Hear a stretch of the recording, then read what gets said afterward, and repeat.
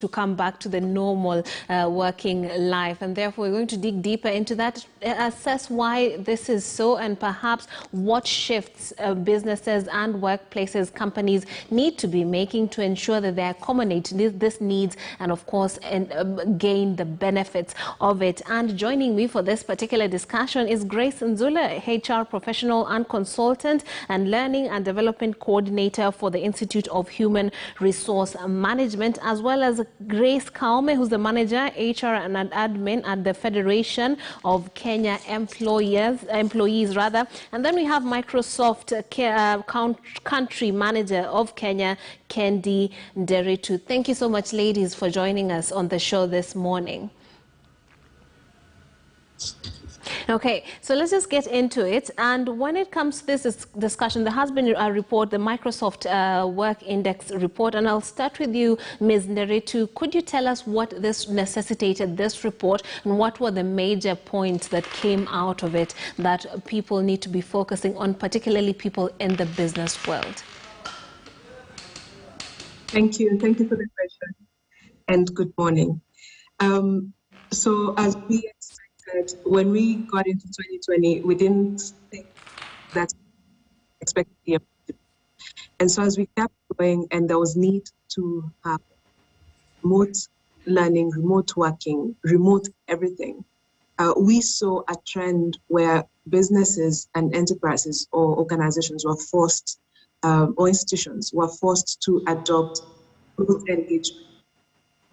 We, as because of tools that support remote engagement, whether it's working from home, learning from home, and all of that.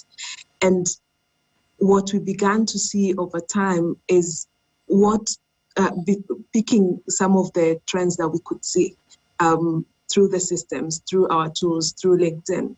We were able to identify behaviors and trends that were becoming concerning. And beyond that, we then did a survey around January this year, where we surveyed over 30,000 professionals or working people in over 30 countries to just understand beyond is what we were seeing, is the analysis we were getting from the remote working tools. Was there any truth to it? And so that is how the report came to be. The Work Index report then was generated, and that's what formed the basis of the output that we gave in it. Okay, and I'll give this one over to Grace Nzula. You're an HR professional. When you look at this report, it says that the next great disruption is hybrid work. And the question is, are we ready? It actually says that 46% of the workforce is planning to move because they can now work home. And basically what this pandemic has done is made us realize that it can actually work. From your line of work, what have you witnessed that actually gives credence to these numbers that are being given in this report?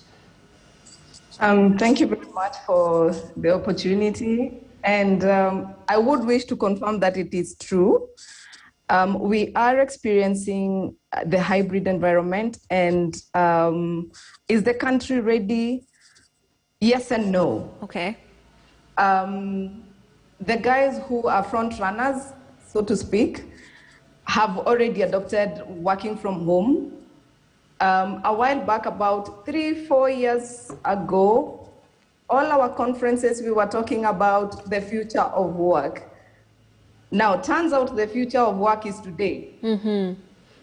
Are we ready? All of us? No. I see the cases of manufacturers, for example, who cannot really have a hybrid environment right now. You cannot carry a plant and take it home. So they have to work from the office. Yeah. But then you have the knowledge workers who are comfortable working from home. But we also have productivity issues because some offices at home are not comfortable. Mm-hmm. We have the issues of domestic violence, for example. Yes. Where there's the victims seek solace in the workplace, and then they are here being told to work from home. So are we ready? Not entirely. Are we getting ready? Absolutely. And I'd like Grace Kaome, a manager and HR and an admin for the Federation of Kenya Employees, to tell us what would it take for us to actually embrace this so-called future of the workplace, the hybrid workforce rather. Great, thank you very much for that question. And for those who have spoken before me, we actually right in saying that the hybrid is the way to go, but it actually takes a lot of investments from all angles, and especially from the employers.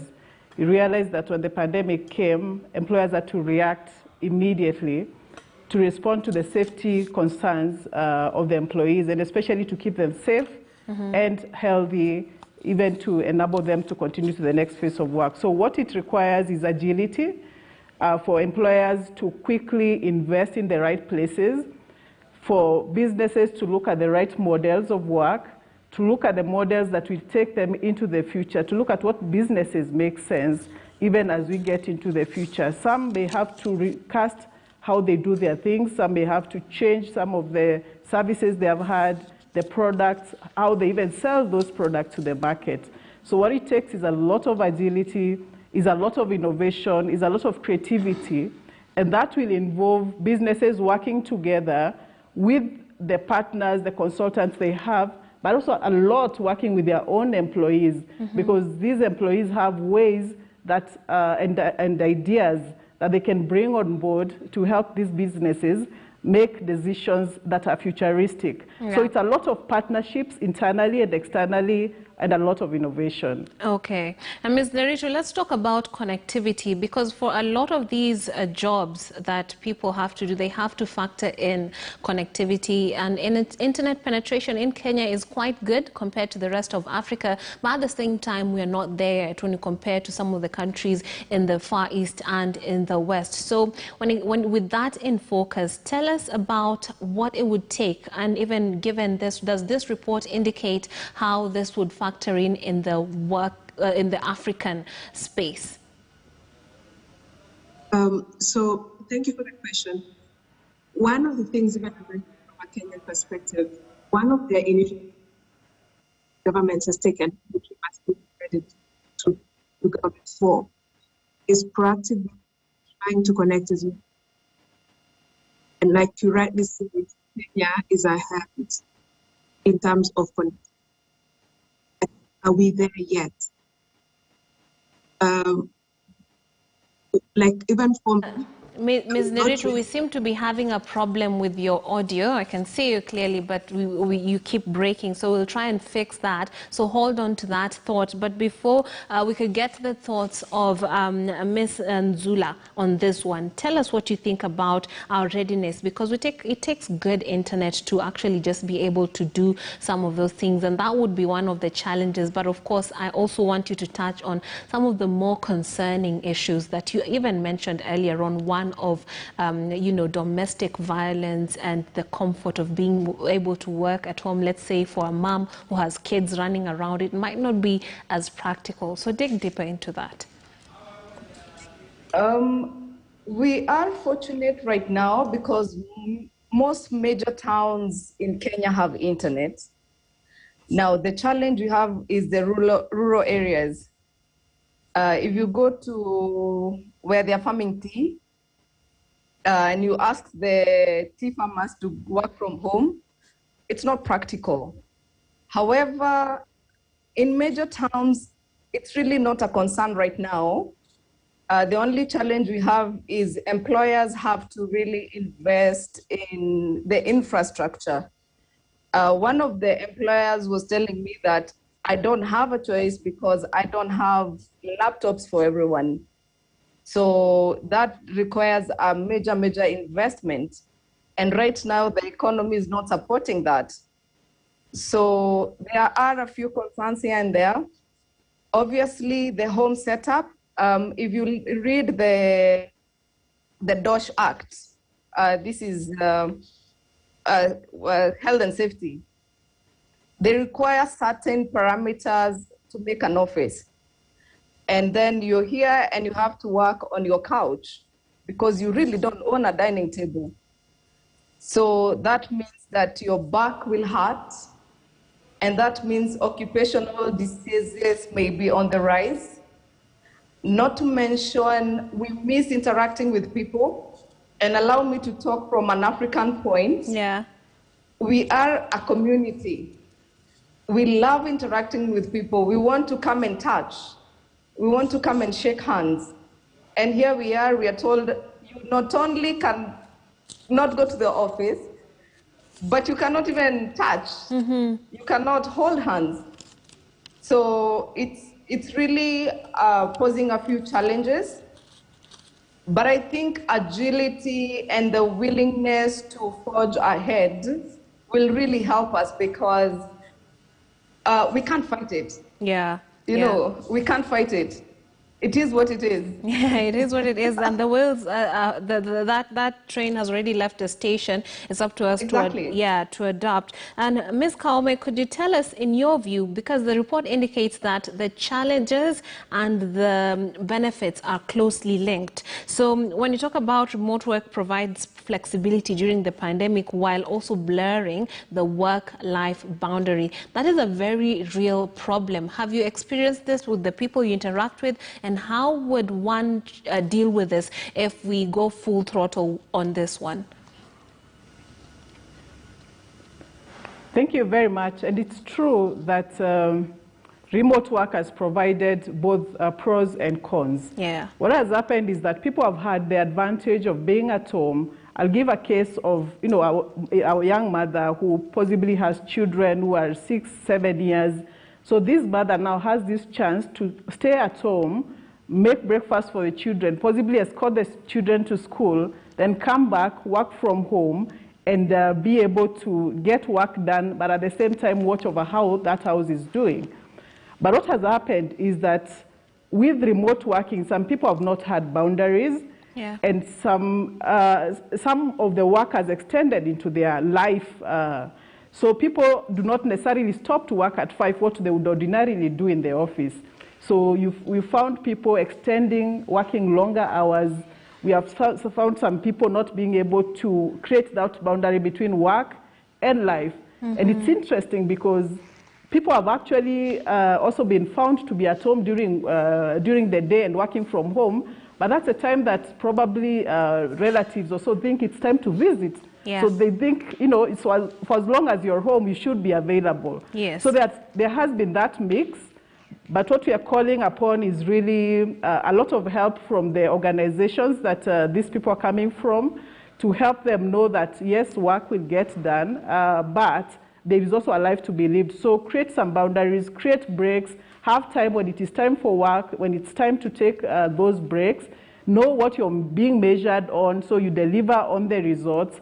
Address things like the psychosocial issues, because we are seeing people also finding themselves too lonely at home and not knowing who to reach out to. So there are very many blurred boundaries, but employers are playing a critical role to facilitate these employees to work from home. So there's constantly someone who's reaching out to these employees and finding out how they are doing and ensuring that they are being as productive as they can. Yes. Speaking of productivity, Ms. Nderitu, I'm hoping we have your audio fixed so that I can get your opinion on that worry that has been indicated in this report for employees who feel like their hard work will not be seen by their employers because they're working remotely. Elaborate this and perhaps what solutions could be there for such companies so that they can actually monitor how their employees are working and their progress, and that they're actually making good use of the time they have on their hands.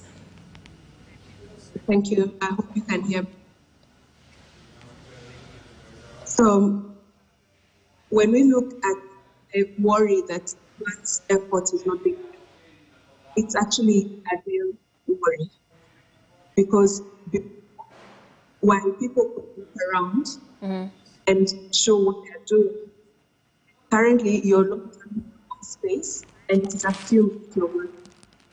So you need to be able to either give visibility into what you're doing, or it's perceived you're not doing stuff. So the worry is legitimate itself. So as leaders, can be done.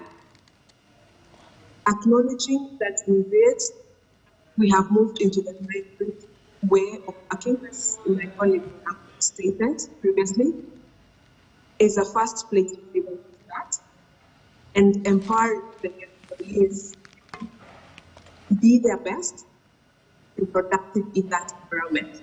Okay. Okay, and the roles of managers are as well and leaders are evolving to adapt to these challenges of remote work. I would imagine while the one employee would be worried that their work is not being seen, Ms. Nzula, I'd imagine there would be a boss